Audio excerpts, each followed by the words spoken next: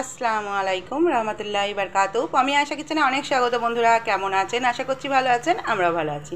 তো বন্ধুরা আজকে বানিয়েছি আটার হালুয়া। আমরা তো সুজির হালুয়া অনেক রকমের হালুয়া বানিয়ে খাই। একদিন আমার মতো করে হালুয়াটা একবার বানিয়ে দেখুন। আটার হালুয়া অসাধারণ খেতে লাগে। প্রথম থেকে শেষ অবধি ভিডিওটা দেখার অনুরোধ রইল।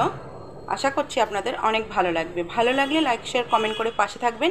নতুন বন্ধুরা সাবস্ক্রাইব করে পাশে থাকবেন। এখানে নিয়ে নিয়েছি 1 বাটি চিনি, দেখতে পাচ্ছেন। এখানে নিয়েছি 1 বাটি আটা, বড় বাটির এটা নিয়েছি, ছোটো বাটির চিনি নিয়েছি। চিনিটা অনেকটা পরিমাণ, ছোটো বাটি হলেও আপনাদের কড়াই ঢেলে আমি দেখাচ্ছি।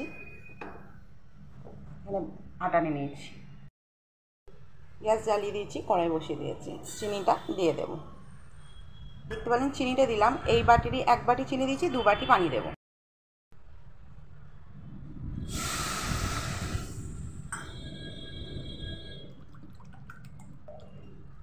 হালুয়া তাতে একটু মিষ্টি বেশি না হলে মোটেই ভালো লাগবে না। এটা আমি শুধু একবার ফুটতে দেব, বাস। জাস্ট চিনিটাকে এইভাবে নাড়িয়ে গুলে নেব।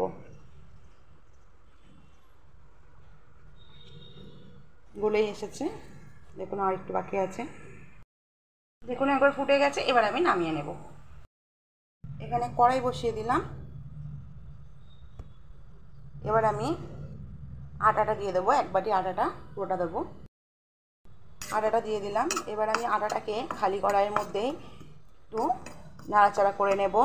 আপনারা চাইলে ঘিয়ের মধ্যেও নাড়াচাড়া করে নিতে পারেন, কিন্তু এইভাবে করলে ভালো হয়। প্রথমে আটাটাকে একটু কড়াইয়ের মধ্যে নাড়াচাড়া করে নিয়ে এবার ঘিয়ের মধ্যে ভাজবো। আটাটা খুব সুন্দরভাবে দেখুন নাড়াচাড়া করে নিলাম। এবার গ্যাসটাকে বন্ধ করে দেব। এনে কড়াইটা বসিয়ে দিলাম। এবার দিয়ে দেব ঘি।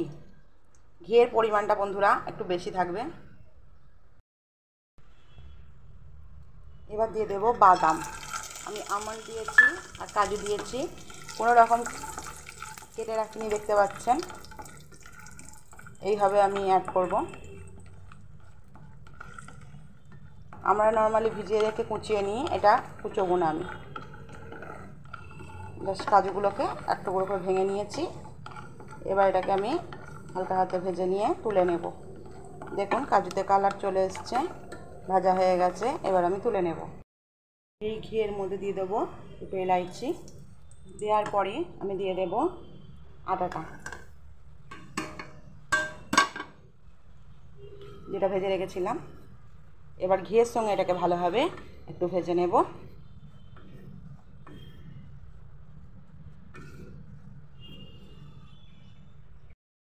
সুন্দরভাবে গ্যাসটাকে আস্তে দিয়ে আমি ভেজে নিয়েছি। খুব সুন্দর একটা সেন্ট বেরোচ্ছে। সেই সময় আমি দিয়ে দেবো যেটা চিনিটা আমি তুলে রেখেছিলাম।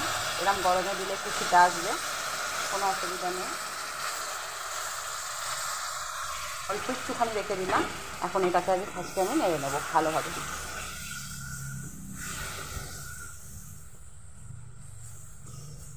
কন্টিনিউ ভালোভাবে নাড়াচাড়া করে নিতে হবে।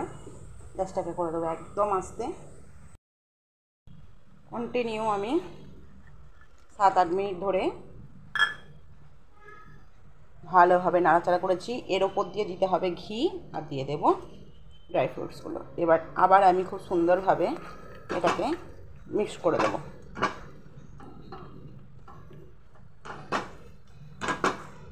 এটা খুব সুন্দরভাবে হাতে করে করে একভাবে নাড়িয়ে গেলেই এর টেস্টটা বেশি সুন্দর আসবে। বন্ধুরা এখন ভালোভাবে আমি নাড়িয়ে নিয়েছি, দেখুন কত সুন্দরভাবে। একটুও দলা পাকিয়ে নিই। একভাবে বন্ধুরা 10 মিনিট একভাবে হাত কড়াইয়ের খুন্তির সাথে নাড়াতে থাকবেন। তো এবার আমি গ্যাসটা বন্ধ করে দেবো। আমার রেডি হয়ে গেছে হালুয়া। বন্ধুরা কেমন লাগলো জানাবেন। খুব সুন্দর খেতে লাগে। আমি এক জায়গায় খেয়েছিলাম, সেখান থেকেই আমি শিখে বানিয়েছি। তো ভালো লাগলে লাইক শেয়ার কমেন্ট করে আমার পাশে থাকবেন।